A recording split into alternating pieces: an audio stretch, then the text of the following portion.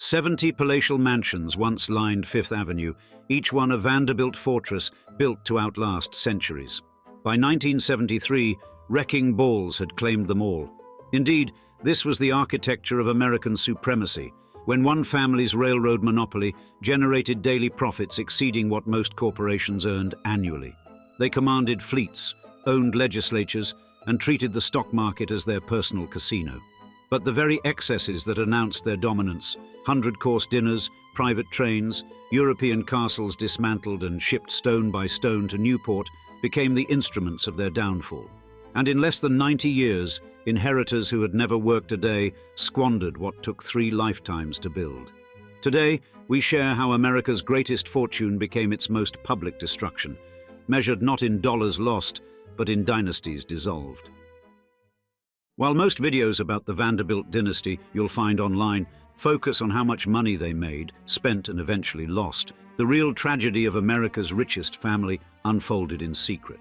You see, the scandalous rise and fall of the Vanderbilt family is rarely ever told as it truly was, an epic downfall stemming from parenting failures that swung from brutal authoritarianism to neglectful indulgence, of children warped by wealth they never earned, and of a dynasty where money became both god and demon. Thus, in today's episode of Old Money Luxury, we share a one-of-a-kind analysis of how America's richest dynasty was doomed from its very inception, not by spending habits, but by the mental patterns established by its founder and amplified through each successive generation.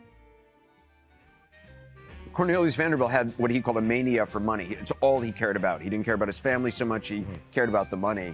And that mania for money, that pathology, infected every subsequent generation in ways that it's just kind of fascinating to see how it kind of infected them. Cornelius Vanderbilt's relationship with money bordered on madness.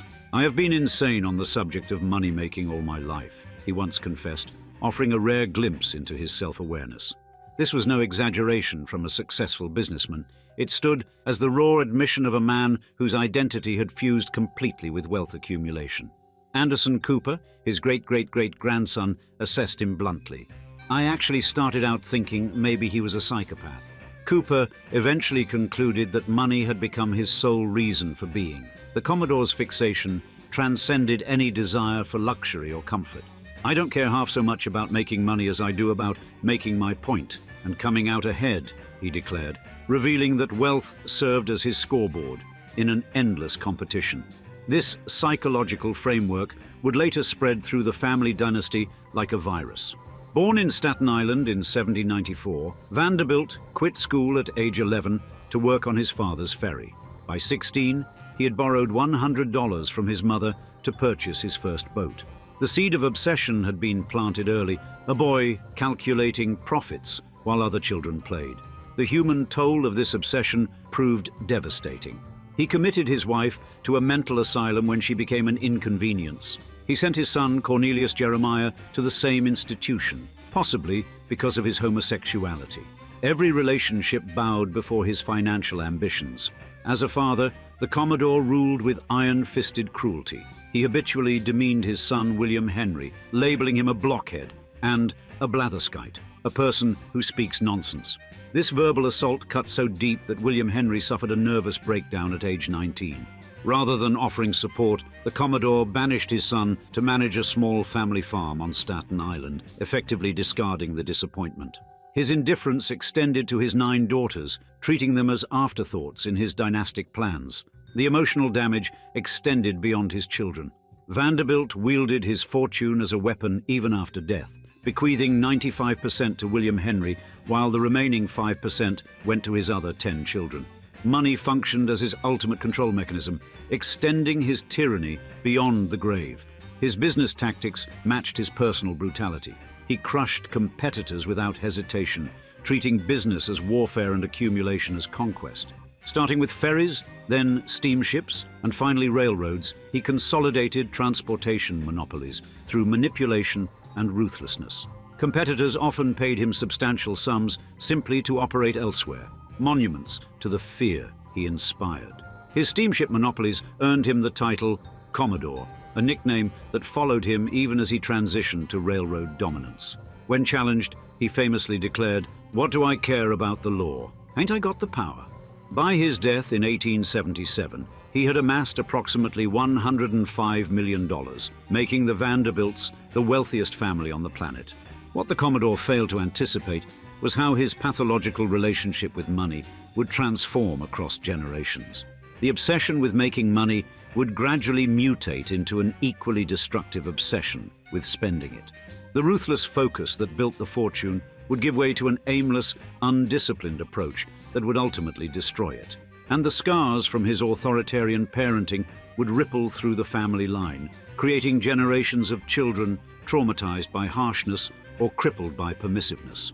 The Commodore's money pathology had begun its devastating journey through the Vanderbilt bloodline. So the major question when it comes to the Vanderbilt empire after the patriarch's death is, what did Billy Vanderbilt do with the money?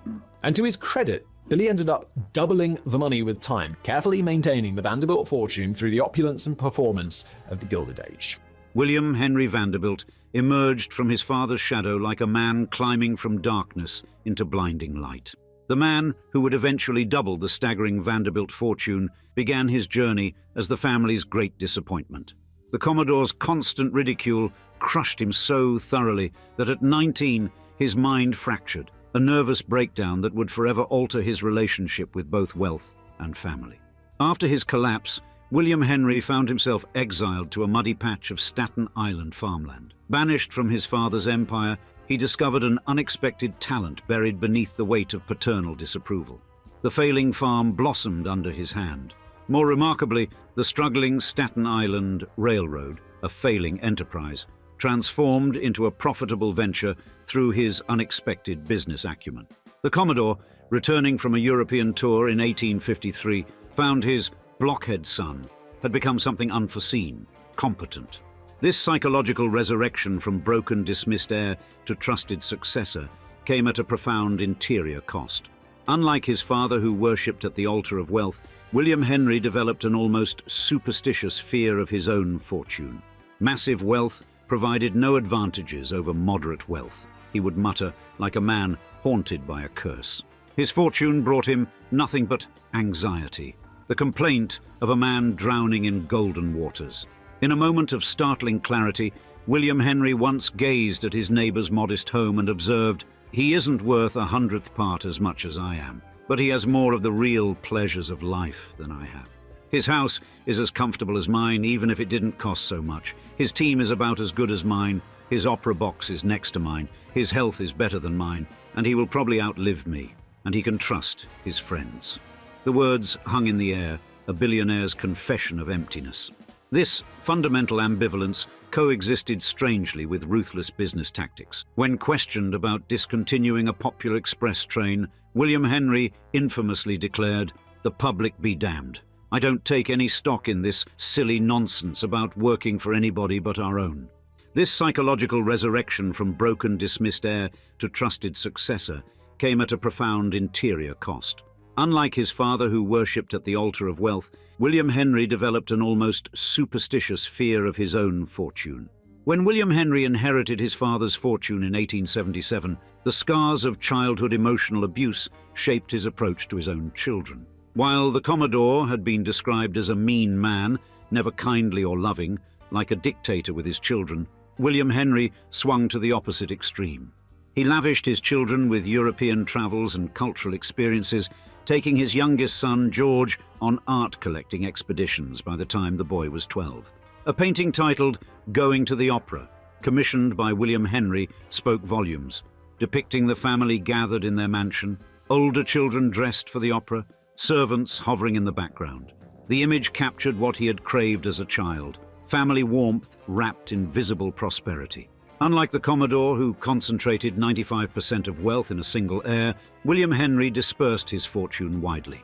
Each child received approximately $10 million, transforming them into what Arthur T. Vanderbilt II would later describe as a bunch of mini-emperors, not one showing any interest in making money or even keeping track of it, just spending it.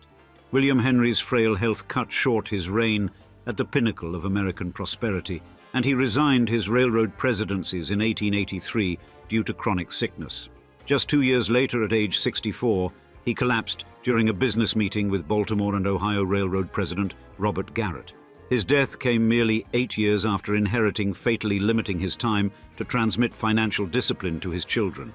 The psychological pendulum had swung from the Commodore's cruel authoritarian parenting to William Henry's indulgent permissiveness.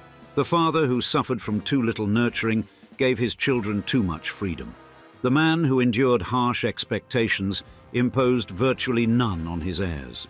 This unspoken psychological reaction against his own childhood would shape the dynasty's fate more profoundly than any business decision he ever made. Mr. Vanderbilt has no fads or hobbies. He is a man of strong domestic tastes and finds his chief enjoyment in the family circle. The Times, 1893. The Gilded Dynasty needed a golden child, and Cornelius Vanderbilt II fit the role perfectly. Heir to a business empire and bearer of his grandfather's name, he alone would navigate the treacherous waters between wealth's creation and its inevitable dissolution. Born in 1843 on Staten Island, he emerged as the favorite grandson of the fearsome Commodore and eldest son of William Henry. Unlike his father, who suffered beneath the Commodore's caustic criticism, young Cornelius received validation from the beginning. His work ethic, while clerking at the Shoe and Leather Bank in New York City, endeared him to his grandfather, the Commodore, who was a strong believer in personal industry. This early approval created a fundamentally different psychological foundation than his father's nervous breakdown and exile. While William Henry had scraped and clawed for his father's respect, Cornelius II inherited it. This psychological security manifested in a dual approach to wealth, maintaining his father's business acumen while developing an unprecedented philanthropy. He built two of America's most spectacular mansions, the Vanderbilt Chateau and the Breakers, but rarely had time to enjoy them. Instead, he made a habit of donating much of his income to various charitable causes. Yet beneath this veneer of success and generosity lurked a familiar Vanderbilt trait: authoritarian control. Cornelius II proved to be a hard-nosed man in his relations with his older children. When his son Cornelius III announced in 1896 that he wished to marry Grace Graham Wilson, Cornelius II refused permission. No reason was given. The patriarch's word was enough. When the young couple married anyway, Cornelius II responded with the ultimate weapon in a wealthy man's arsenal: disinheritance. The hard-nosed approach to his elder children contrasted sharply with his treatment of his youngest son, Reginald Claypool Vanderbilt, born in 1880. By Reginald's birth, Cornelius II had reached 37 years of age, established, secure, and increasingly indulgent. The family now occupied the pinnacle of New York society. Reginald grew up knowing only extreme privilege, never witnessing the striving that built the colossal fortune. Then came the turning point. In 1896, when Reginald was 16, Cornelius II suffered a stroke. This health crisis compelled him to reduce his active business involvement precisely during his youngest son's most formative years. The timing proved catastrophic for the family fortune. With his father's influence waning, Reginald's character development took a dangerous turn. The final blow fell on the 12th of September, 1899. Father Cornelius II died of a cerebral hemorrhage shortly after 6 a.m. at his home on West 57th Street in Manhattan. Reginald was only 19 years old, a critical juncture when financial discipline and business acumen should have been firmly instilled. Instead, the heir now had unfettered access to millions without the tempering guidance his forebears had received. Cornelius II left an estate valued at nearly $73 million, with $20 million in real estate alone. His older children, those shaped by his stricter parenting, largely maintained the family's business interests and philanthropic endeavors. But Reginald, the child of his father's declining years, followed a radically different path. While his brother Cornelius III wanted to make a contribution to society, Reginald abandoned Yale after 2 years to pursue horses and high living. The psychological journey across 3 generations had reached its pivotal moment. The founder's monomania for money-making had morphed into William Henry's ambivalent wealth expansion, then into Cornelius II's wealth management and philanthropy. Now in Reginald's hands, the fortune faced its greatest test. A young man with all the resources of a Vanderbilt, but none of the psychological foundation that had built the family empire. The pudgy figure in the roadster presented a startling spectacle to rural onlookers. Reginald Claypool Vanderbilt, heir to one of history's greatest fortunes, raced down country lanes with a bull terrier perched beside him, burning fuel as recklessly as he burned money. Born in 1880, as the youngest son of Cornelius II, Reginald emerged from a perfect storm of psychological vulnerability. His great-grandfather had died before his birth, his grandfather, William Henry, when he was merely 5. His father suffered a stroke when Reginald was 16, then died when the boy was 19. 3 generations of financial discipline had evaporated, leaving only wealth without wisdom. The consequences manifested immediately and spectacularly. On his 21st birthday, having gained access to an inheritance of $15.5 million, approximately $460 million in today's currency, Reginald celebrated by losing $70,000 at the gambling table in a single night. This staggering sum, equivalent to over $2 million today, disappeared without a moment's hesitation or remorse. Yale University suffered his indifferent attendance for 2 years before he abandoned education entirely. His profligacy knew no bounds. He commissioned solid gold nameplates for each of his 60 thoroughbred horses. He purchased hundreds of automobiles on pure whim. During one legendary evening at the roulette tables, he hemorrhaged $120,000, nearly $4 million in contemporary valuation. Over his lifetime, Reginald inherited $25 million, approximating $742 million today, all of which vanished through drink and gambling. By age 42, doctors delivered a stark prognosis: stop drinking or die. Reginald responded by marrying 17-year-old socialite Gloria Morgan. 3 years later, in 1925, cirrhosis of the liver claimed him at age 45. He left behind an 18-month-old daughter, also named Gloria, who would later achieve fame as a fashion designer. But the most shocking revelation came after his death. The heir to the greatest fortune in American history had died broke. He'd blasted through his entire fortune and incurred huge debts besides. Only a $5 million trust fund remained, to be divided between his young widow and infant daughter. This trust would soon fuel the infamous custody battle that newspapers dubbed the trial of the century. Reginald's spectacular financial collapse represented the culmination of a multi-generational psychological progression. Unlike the commodore, who created wealth through savage determination, unlike William Henry, who maintained it through anxious discipline, unlike Cornelius II, who balanced it with philanthropy, Reginald knew only consumption. His development lacked critical psychological inputs. The stern guidance of an authoritarian father had vanished during his formative years.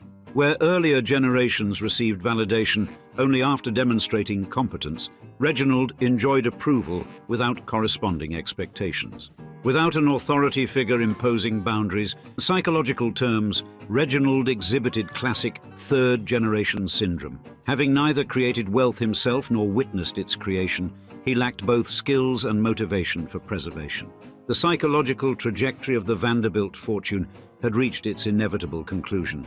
The obsessive accumulation had transformed fully into pathological spending, and the infant Gloria, born into collapsing splendor, would carry this psychological inheritance into the next generation. The dynasty ended with heiress-turned-fashion designer Gloria Vanderbilt. After her death in 2019, her son Anderson Cooper sorted through troves of letters, documents, and journals, giving voice to the Vanderbilt ancestors he never knew. The poor little rich girl never stood a chance. Gloria Vanderbilt entered the world on February 20th, 1924. Born into the wreckage of a once great fortune, her identity already a national obsession. At 18 months old, her father Reginald died from cirrhosis, leaving her half of a $5 million trust fund, the meager remnants of the Vanderbilt fortune. The real inheritance proved psychological rather than financial. At age 10, Gloria became the unwilling center of a custody battle dubbed the trial of the century by ravenous Depression-era newspapers. Her mother, Gloria Morgan Vanderbilt, and paternal aunt, Gertrude Vanderbilt Whitney, battled for control of both the child and her trust fund. The courtroom became a theater of class warfare as Americans, mired in economic depression, devoured salacious details about the dysfunctional ultra-wealthy. After her aunt won custody, Gloria would later tell her son Anderson, "I had no relationship with her at all and just worshipped her from afar. I felt like an imposter." Gloria's relationship with wealth mirrored her fragmentary childhood, inconsistent, unstable, ultimately unreliable. Coming into her inheritance at 21, she embarked on a series of marriages and careers in art, acting, and eventually fashion design. In the 1970s, she launched her designer jeans line, her swan logo adorning millions of back pockets across America. At the height of success, she reportedly earned $10 million in royalties in 1980 alone. Yet the Commodore's pathology of money had morphed again. Gloria oscillated between making and losing fortunes. The 1980s brought catastrophe when Gloria discovered her lawyer had defrauded her of millions and failed to pay her taxes. The IRS placed a lien against her properties for $2.5 million. Forced to sell her homes, she faced financial ruin once more. Her son Anderson, born in 1967, watched this cycle with increasing wariness. By age 13, Cooper had begun working as a child model to earn his own money. "Work for me has been the thing which has gotten me through everything," he would later confess. Rather than resenting the absence of Vanderbilt wealth, Cooper embraced independence. "I don't believe in inheriting money," he declared, calling it an initiative sucker and a curse. He deliberately distanced himself from the Vanderbilt legacy, identifying as a Cooper, the surname of his father, who grew up poor in Mississippi. The final irony arrived in 2019 when Gloria died at 95. She left her son approximately $1.5 million, confirming that the Vanderbilt fortune had fully completed its evaporation. Yet something unexpected happened as Gloria's life concluded. Cooper, who had spent decades avoiding the Vanderbilt legacy, found himself drawn to understand it. In 2021, he co-authored Vanderbilt, The Rise and Fall of an American Dynasty, with historian Catherine Howe. His purpose was not to glorify family wealth, but to examine how money had warped each generation that touched it. The great fortune had come full circle. What began as a pathological fixation on accumulating wealth had produced 5 generations later a man who found psychological freedom by rejecting wealth's grip entirely. Cooper's financial independence achieved what the Vanderbilt fortune never could: genuine self-worth. The final descendant had escaped the gravity of his great-great-great-grandfather's obsession, and in this liberation lay the most valuable inheritance of all. You've probably caught yourself daydreaming about sudden wealth, a lottery win, a business breakthrough, an unexpected inheritance. But have you ever considered that receiving vast wealth might be more of a curse than a blessing? Indeed, in the year 1877, the Vanderbilt heirs faced this very situation on an unimaginable scale. Nearly $3 billion in today's money, one of the largest fortunes in American history.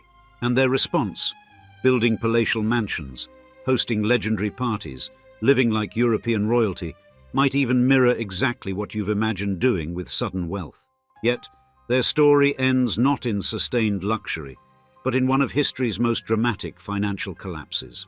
Thus, in today's episode, we'll trace their spectacular rise and fall, exploring how 3 generations of Vanderbilts transformed their grandfather's hard-won empire into a cautionary tale about wealth, legacy, and the price of luxury, as we describe the Vanderbilt heirs who lost $2.9 billion. On the morning of the 4th of December 1877, William Henry Vanderbilt woke up as the richest man in America. You see, his father, the Commodore, had left him a fortune of $95 million, equivalent to nearly $2.9 billion today. The marble halls of his Fifth Avenue mansion at 640 Fifth Avenue echoed with purpose, a monument to his family's meteoric rise from Staten Island ferry operators to railway titans. Unlike his father, who had clawed his way up from the shipping docks of New York Harbor, William Henry possessed a different kind of genius. Over the next 8 years, he would double the family fortune to nearly $200 million through shrewd railroad consolidations and market manipulations. Yet in this very success lay the seeds of destruction. His children were born into a world where wealth seemed as natural as air.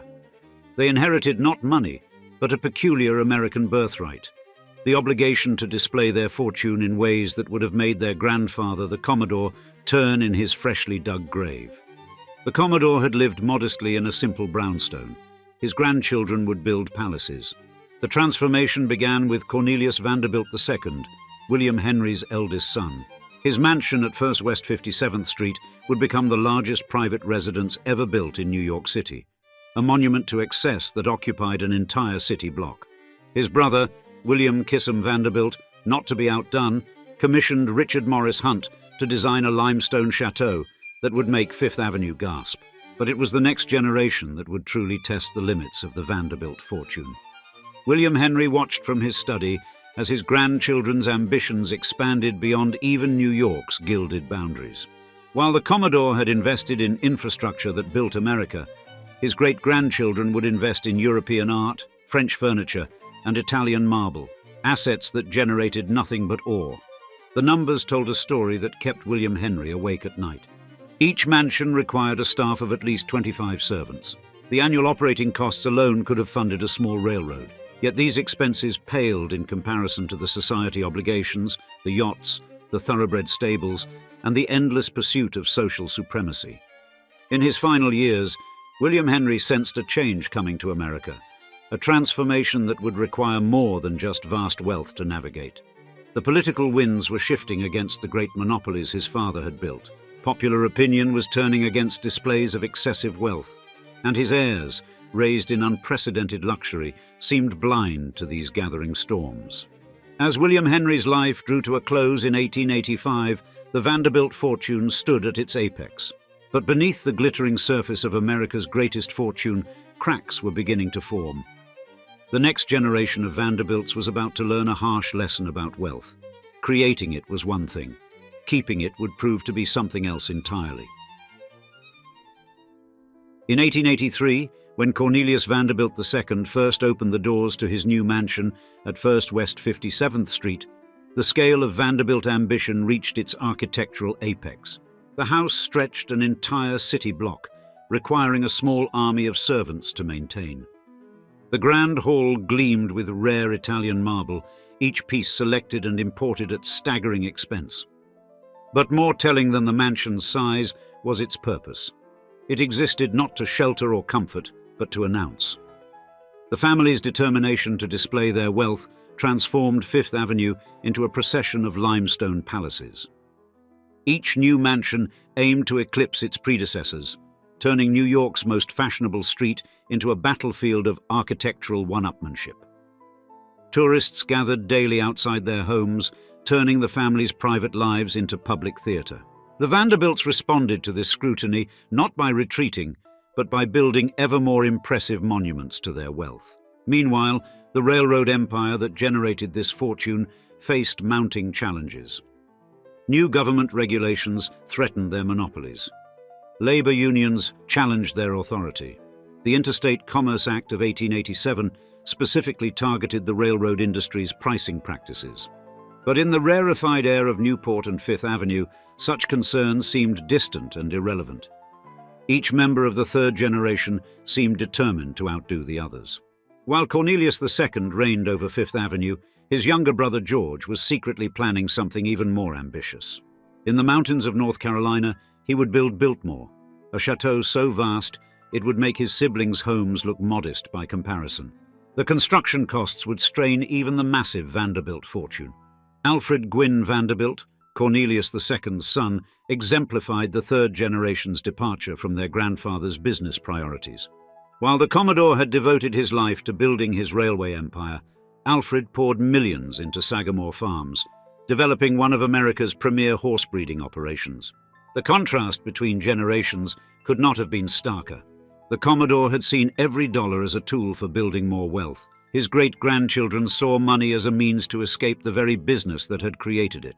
They became collectors, sportsmen, and socialites, everything except the hard-driving businessmen who had built the family fortune.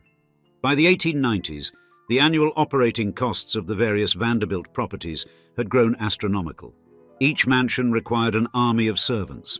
Each horse farm demanded constant investment. Each yacht needed a full crew year-round. But more dangerous than these visible expenses was an invisible shift taking place in American business. One that would test whether the Vanderbilt's railway empire could survive without the ruthless focus of its founders. As the century drew to a close, J.P. Morgan, already the most powerful banker in America, was restructuring the railroad industry. His vision for America's railroads had nothing to do with family dynasties or marble mansions, and in his methodical consolidation of power, he was about to teach the Vanderbilts a lesson about wealth that would echo through generations. As the 19th century gave way to the 20th, the first cracks in the Vanderbilt financial edifice began to show. The family's vast network of railroads, once the undisputed titan of American transportation, faced unprecedented challenges. Standard Oil and other industrial giants now commanded the freight rates that the Vanderbilts had once dictated.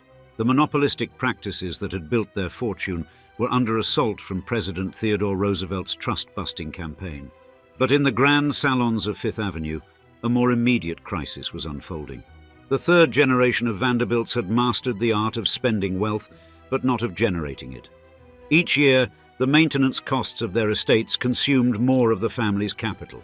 Biltmore alone required hundreds of thousands of dollars annually just to keep its doors open. The Newport cottages swallowed fortunes in upkeep, their massive staff payrolls matching those of small factories. Cornelius Vanderbilt III, known as Neely, provided perhaps the most telling example of the family's transformation. Despite inheriting the business acumen that had characterized his grandfather, he found himself largely disinherited by his father Cornelius II, who disapproved of his marriage to Grace Wilson. His portion of the inheritance, $1.5 million compared to his siblings' dozens of millions, marked the first public rupture in the family's unified facade. The family's grip on their railroad empire had been slowly loosening since the 1890s. J.P. Morgan's growing influence in the industry gradually pushed the Vanderbilts to the periphery of the business they had once dominated. The family that had once dictated terms to Wall Street now found themselves increasingly dependent on the banking establishment's goodwill. The most revealing shift came in how the fourth generation viewed the source of their wealth. While the Commodore had spent his days poring over shipping manifests and railway timetables, his great-great-grandchildren rarely set foot in a railroad office. They inherited shares but not stewardship, wealth but not the weight of responsibility that had accompanied it. William K. Vanderbilt II embodied this evolving identity.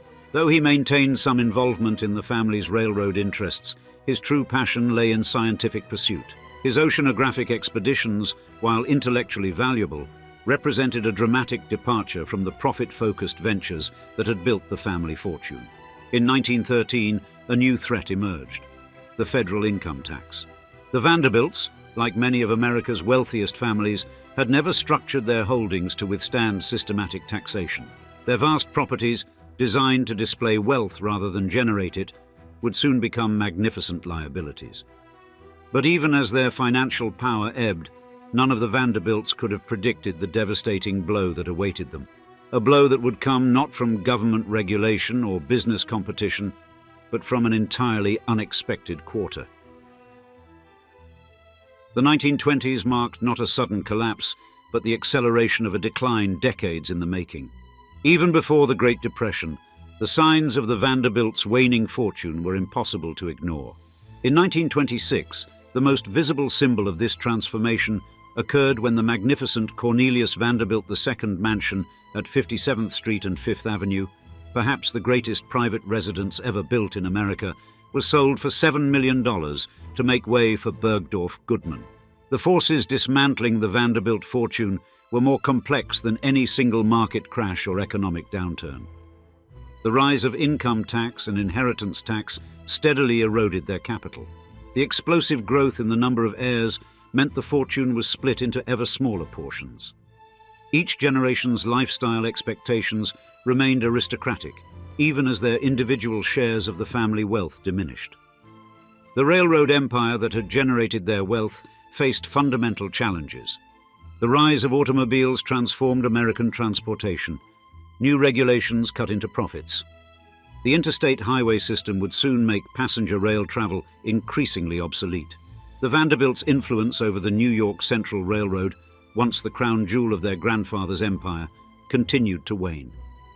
Their vast estates, designed for a different era, became increasingly unsustainable. Property taxes rose while income from investments declined. The armies of servants required to maintain these properties represented expenses that couldn't be justified as the family's circumstances changed. Fine furniture, rare paintings, and precious artifacts that had been collected at enormous expense were gradually sold off, often at fractions of their purchase prices.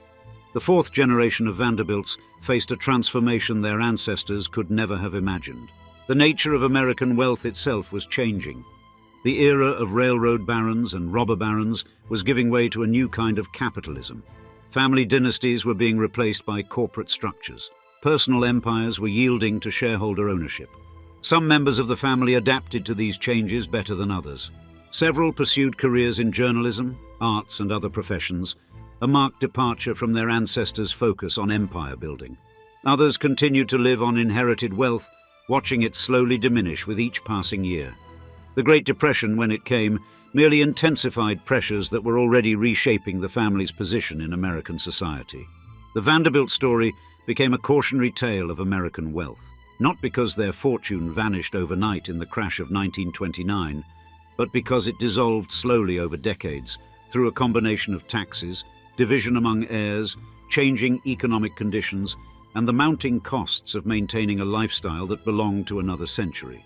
Yet even as the physical emblems of their wealth disappeared, the Vanderbilts were about to demonstrate that a family's true legacy isn't measured in mansions or millions. The final chapter of the Vanderbilt Railroad empire came in 1968, when the New York Central Railroad merged with its longtime rival, the Pennsylvania Railroad. It was a union born of desperation. Penn Central would declare bankruptcy by 1970, marking the definitive end of the railroad dynasty the Commodore had built a century earlier. The numbers tell a shocking story. In 1877, William Henry Vanderbilt inherited $95 million, which through shrewd business acumen, he increased to $232 million before his death in 1885. If that fortune had simply kept pace with inflation and remained intact, it would be worth billions today. Instead, it evaporated through a combination of inheritance taxes, maintenance costs, and a fatal disconnect between wealth creation and wealth preservation. The mansions that once lined Fifth Avenue exist now only in photographs. The Breakers in Newport stands as an icon of the family's former glory. Though until 2018, the family still maintained private use of the third floor as a summer residence, even as tourists filed through the floors below. Biltmore, though still privately owned by Vanderbilt descendants, operates as a commercial enterprise. Its grounds, reduced from the original 125,000 acres to approximately 8,000, now support hotels, restaurants, and a winery necessary to maintain the estate's vast operating costs. The heirs who squandered the fortune weren't villains. They were products of their time and upbringing. The same social pressures that drove them to build palatial homes also prevented them from adapting to changing economic realities. Their tragedy wasn't that they spent lavishly, it was that they lost the capacity to generate wealth that had distinguished their forebears. The Commodore had started with nothing, building his fortune through a relentless focus on business fundamentals. William Henry had more than doubled the family wealth through shrewd management of existing assets. But their descendants faced a paradox. They had been raised to be aristocrats in a country founded in opposition to aristocracy. They had inherited wealth, but not the hunger that created it. The final irony of the Vanderbilt fortune lies in what survived its dissolution. While the family's financial empire crumbled, the institutions they endowed flourished. Vanderbilt University, founded by the Commodore's initial $1 million gift, equivalent to $29 million today, grew into one of America's premier educational institutions. The family's architectural legacy, though diminished, helped establish the preservation movement in American cities. Today, the Vanderbilt name still carries weight, but it's no longer synonymous with unimaginable wealth. Instead, it serves as a reminder that fortunes, no matter how vast, are not self-perpetuating. Each generation must either build upon its inheritance or watch it slowly slip away. Beneath the expansive sky of American history, few family narratives weave as sumptuous a thread as that of the Vanderbilt family. With flourishes of opulence and panache, this old money dynasty not only carved their name into the very soul of America's economic saga, but also embroidered an iconic legacy upon the nation's architectural canvas. Indeed, perhaps no other family lineage from the Gilded Age has etched such a distinct and enduring mark into the history of grand mansions in the United States. Yet even the mightiest of trees can be hewn from their roots. And in the 20th century, an ironic twist of fate saw the Vanderbilts quite literally evicted from one of their most magnificent creations. Their ancestral abode, the Breakers, an estate grand enough to mirror the family's colossal repute, fell to the hands of a local preservation society. In today's episode of Old Money Mansions, we'll share this shocking tale of rags to riches to rags, from reveling in sumptuous summer retreats to being served a vicious notice to vacate, as we describe how the Vanderbilt family got evicted from their own mansion. In the mid-1800s, Cornelius Vanderbilt, better known to the creme de la creme and the murmurs of New York's alleyways as the Commodore, deftly transformed a razor-sharp business edge into the underpinnings of a transportation behemoth. Following a sterling tenure with Thomas Gibbon's steamship enterprise, Vanderbilt caused quite the splash, undercutting rivals with fares so low they practically begged him to take their bribes and sail his entrepreneurial spirit into calmer waters. But his dominion over the maritime market, it seems, was but a prelude. As the 1860s commenced, the Commodore shifted gears to the clanking tracks of the railroads. With the cunning of a chess grandmaster, he enveloped the Hudson River Railroad, and in a relentless pursuit, clasped the New York Central Railroad into his fold. Not to be stalled, the Lake Shore and Michigan Southern Railway soon followed. These maneuvers were not just business transactions, they were bold strokes reshaping the nation's contours. So by his final bow, the Vanderbilt family's wealth was almost unrivaled, with the Commodore's moniker etched into the very spine of railroad nobility. Yet, to paint the Vanderbilt legacy as merely a tale of commercial victories would be to ignore its immense importance in the history of American architecture.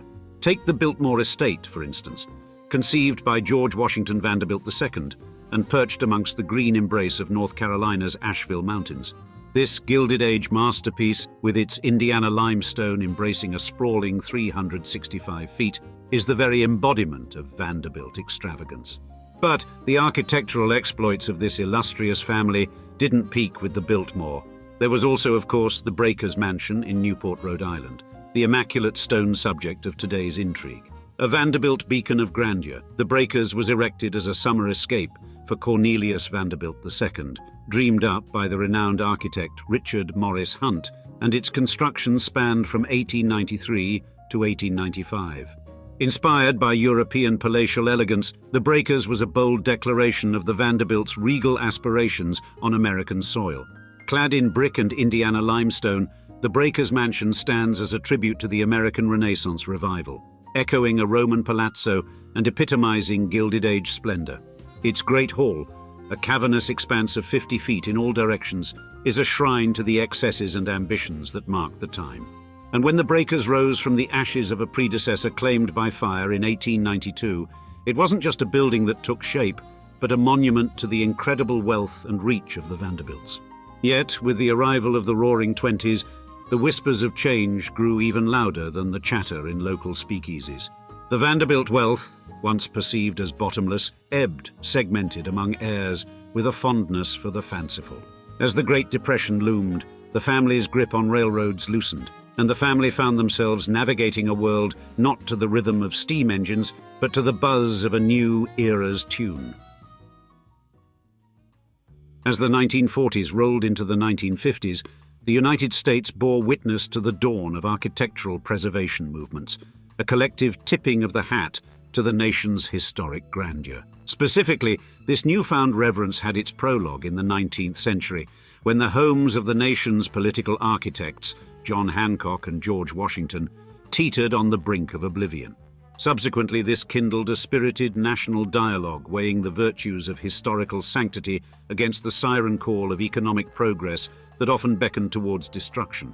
Into this fray stepped entities like the Preservation Society of Newport County, Rhode Island, an ensemble cast with a mission to champion the cause of conservation over capitulation. Anchored in 1945 by the civic-minded Catherine and George Warren, the society initially donned the mantle of the Georgian Society, vowing to shield the venerable Hunter House, a Georgian colonial gem perched by the harbour, from the relentless march of development. It was against this backdrop that the Breakers Mansion, that paragon of Gilded Age opulence at 44 Ochre Point Avenue, encountered its own existential crossroads. Constructed as a summer haven for Cornelius Vanderbilt II, by 1945 this palatial abode had ripened from a private family sanctum into a public con, capturing the nation's fascination, and the plot thickened when Gladys, Cornelius II's youngest daughter and the estate's custodian post-1934, cast her lot with the Preservation Society. With an eye for history's worth and a heart for civic duty, she flung open the Breakers' doors in 1948, not merely to parade its splendor, but to bolster the Society's coffers and creed. Thus, a private mansion's transformation into a historic public shrine was set in motion. This changing of the guard was inked in a lease that was, in essence, a gentleman's agreement, a token $1 per year, allowing the Society to shepherd the Breakers' legacy into the public eye, while Gladys maintained her private apartment aloft on the 3rd floor. Indeed, it was a dance of private grace with public gaze, and the Breakers blossomed into a pilgrimage site for those lured by the siren song of Gilded Age grandiosity. However, the partnership between the Preservation Society and the Vanderbilt heirs, once formed in the spirit of safeguarding a shared legacy, would soon begin to show signs of strain beneath the surface of apparent harmony. As tension simmered, the proud Vanderbilt descendants would next face off against the Society's unwavering commitment to conservation, as the grandeur of the Breakers stood silently, awaiting the outcome of a historic clash that promised to redefine the mansion's destiny. The year 1972 flipped open a crucial chapter in the saga of the Breakers Mansion when the Preservation Society of Newport County struck a deal like no other. You see, the next generation of Vanderbilt heirs passed the mansion's torch to the Society for $366,000, equal to roughly $2.4 million in today's currency, an almost criminally affordable sum, we must say. Yet, this exchange of deeds was not just a swap of greenbacks.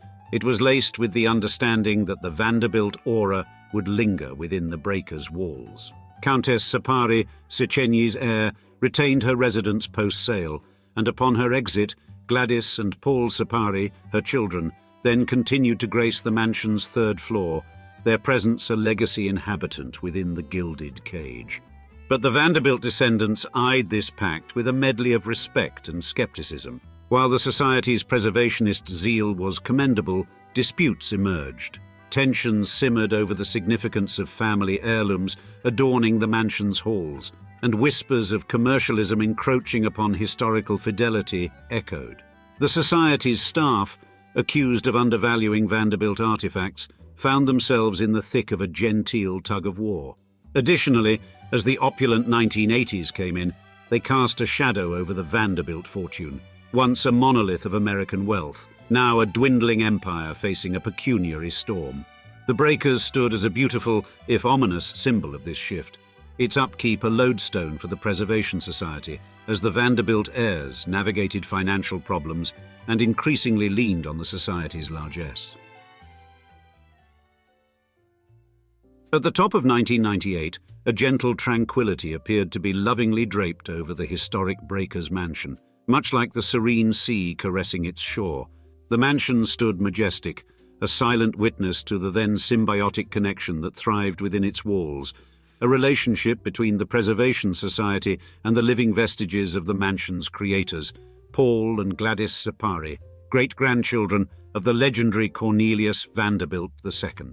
That same year, the board president of the Preservation Society had even written words of mutual benefit and historical continuity, remarking, "It will be helpful to us to be able to tell our visitors that the original owner's great-grandchildren continue to live in the house."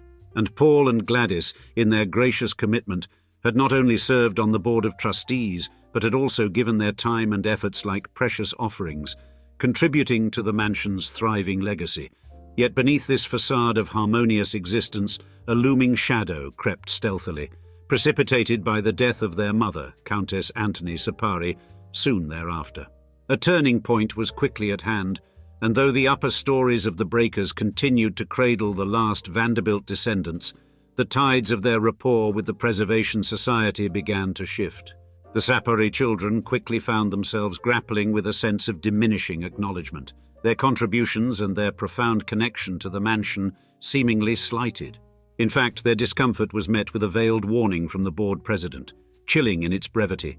Their occupancy was as fragile as a house of cards, and ready to topple at the whisper of a moment's notice. And then, the year 2018 emerged as a watershed in the narrative of the breakers and the Vanderbilt lineage. The mansion stood at the vortex of a vehement debate, a proposed visitor center poised to punctuate its grounds. The Vanderbilt descendants stood in stout opposition, their dissent rooted in a deep-seated desire to preserve the sanctity of the landmark's historic architectural and horticultural style. Yet the Rhode Island Supreme Court, in its ruling, chose not to halt the Society's aspirations to build the modern visitor center, a decision that resonated with the heavy finality of a gavel, stripping the Vanderbilt family of their lingering influence over the estate. By the 7th of August, 2018, the atmosphere within the breakers had taken on the weight of a historic dirge. The Vanderbilt descendants, Paul and Gladys Sapari, were served an eviction from their own ancestral home, a decision wrapped in the guise of necessity due to the antiquated and perilous state of the building's interiors. Despite this ostensibly mutual resolution, whispers of the Society's vindictive undercurrents circulated, as if the eviction was a veiled retribution for the siblings' defiance against the visitor center. Undoubtedly, this chapter in the Vanderbilt saga was as poignant as it was public, the media's lenses magnifying every contour of this dramatic unfolding. The breakers' mansion, once a glittering jewel in the crown of American wealth, now witnessed the last of the Vanderbilts stripped from their generational hearth. Thus concluded an era, an elegiac adieu not merely to the presence of a family within walls of grandeur, but to the very essence of their living legacy. By 2019, the breakers' mansion had gracefully transitioned to a new epoch in its storied existence. No longer the secluded domain of the Vanderbilt lineage, its ornate gates had swung open to the public realm, transformed into a vibrant museum, an edifice of learning and preservation, echoing the echoes of the Gilded Age lifestyle. The metamorphosis of the breakers into a beacon of cultural heritage marked a profound shift in its essence.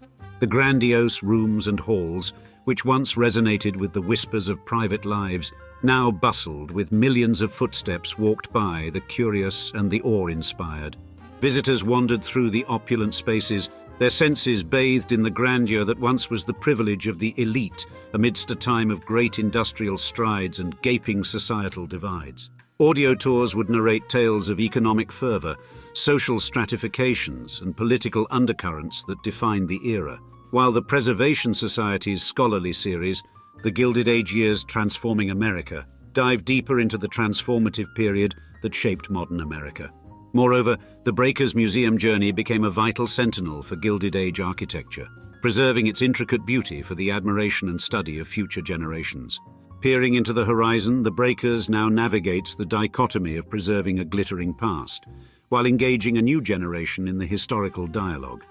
Yet, amidst the mansion's renaissance, a disquieting note of discord has been struck.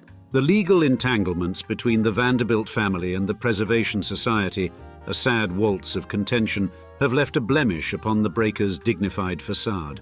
This strife, filled with legal battles and public dismay, has cast a shadow over the mansion's illustrious image, introducing a narrative of contemporary conflict to an otherwise harmonious historical recollection.